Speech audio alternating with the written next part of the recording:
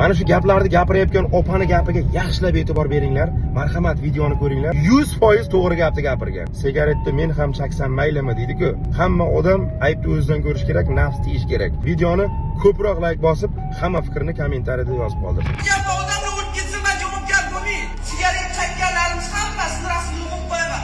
Siz, Abduqodir, Asliddin, Doston, Marxonatni ko'ngli men bilan birga parovoz.